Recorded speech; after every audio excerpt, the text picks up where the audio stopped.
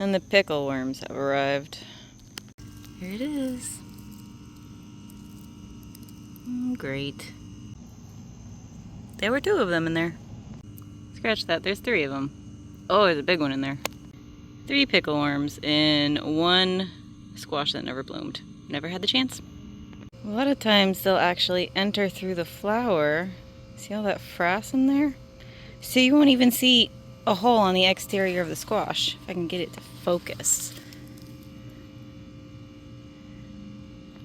The pickle worm will just chew its way through the flower right into the squash or cucumber or melon. It's time to start plucking off flowers.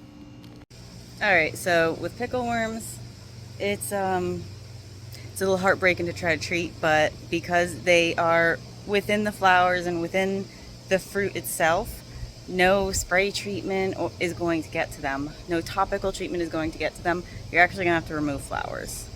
So basically, remove any male flower and female flower that may potentially become fruit for upwards of a week or 2. Although I can't really get myself to remove the female flower, so a lot of times if a flower looks like it's close to blooming and there's no holes in it, I will just kind of open it up just a little bit, peek inside to see if there's any frass or any evidence of a worm.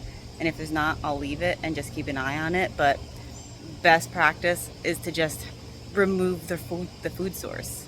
Remove what they go into, which is the fruit and the flowers, until that wave of eggs is done. And then start letting things refruit again, but you may have to repeat it.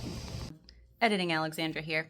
Forgot to mention, it's also really helpful if you buy some of those mesh baggies, the really, really fine ones that insects can't get through, and put them over your fruit, your melons, your squash once they've started fruiting to prevent pickle worms from getting in. Because long season things that take a while to mature, like cantaloupe, honeydew, melons in general, they can get attacked by pickle worms at any point in that time. So mesh baggies are great.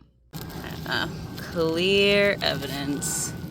Say they will enter the fruit from the outside as well, and all that kind of gooey stuff right there, that's their frass, that's their poop that they've pushed out. So I'm just gonna have to go around, remove all the fruit. Look at it, it's trying right there, and it got in through the flower. Remove all the flowers. Basically give it no food source for a couple weeks. It's a little bit painful to my heart because I know that means no fruit, but I'm not gonna get fruit anyways with these worms eating everything. And if I don't get rid of the worms, I'll never get fruit. So, well, it hurts in the moment. It's for the best. And make sure to thoroughly dispose of all the worms. You don't want to reintroduce them to your garden, but look at them all. You can see them in everything. Let's take a look real time, see how bad this one really is.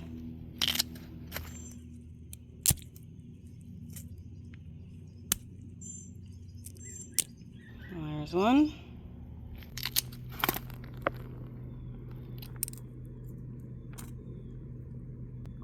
Oh, there's 2 in here. Oh god, they wiggle. Get away from me fast, you gotta be quick.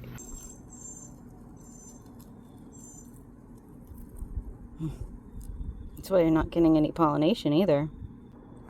It's always good to check the flowers that you pull off for the couple weeks that you're doing this to make sure that nothing's still in there when you start seeing clear flowers for an extended period of time. It's usually when you want to start allowing the flowers to continue and the fruit to continue maturing and allowing it to fruit again. Now to go through and do that for every single squash, melon, cucumber. Yeah. I hate pickle worms. They're right up there with squash vine borers. But they are beatable. You just have to catch them early and be aggressive. But once you see some clear flowers, clear fruit on your regular checks, I usually start considering this around 2 weeks. Then you can start letting them fruit again, but it does mean you're going to go out without a harvest for a little while. Hope this helps. You can always try spraying BT to get anything that may be on the exterior of the plant, and then you'll have to be vigilant with your sprays because they're going to keep laying eggs on the plant, and it's just going to be a cycle that keeps repeating itself. But good luck. Catch you next time. Bye.